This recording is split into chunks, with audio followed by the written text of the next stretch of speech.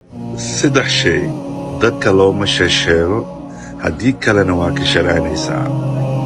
kow, horumarkaaga dadka looguma sheekeeyo, waayo dadaa jirtaa oo qalbiga ka jiran wayba ka naxaayaan, adigana il ayaad ka qaadaysaa. dadaa jirtaa dhibaayo dadka hor kale horumarkooda. lidaalik waxa waaye ilaahayna qur-aanku wuxuu ku yidhi in tusibka xasanatun tusi'hum, markee wax wanaag ah heshid way dhibtaa buu yidhi. marka dadka noocaas oo kale markaa u sheegtid, isha aa ka qaadid, noloshaada dhan waxaa arkaysaa jahwareer baad gelaysaa.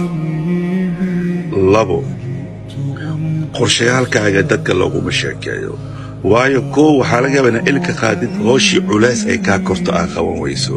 labana waxa waaye wixiyaa laga yaabo in lagaaga hormaro. mee qofoodaan ognahay raba inay business bilaabaan dadka ugu sheekeeyey businesskii loogu hormaray. meeqa qofoodaan ognahay oo raba inay guursadaanne gabdhihii raba inay guursadaanba looga hormaray.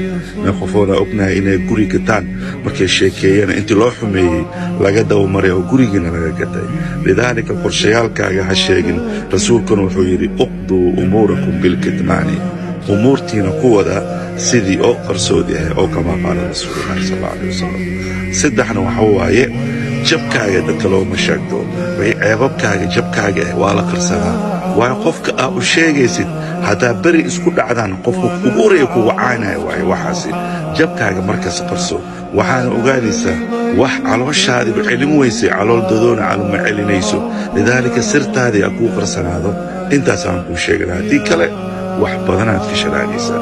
asalaamu calaykum.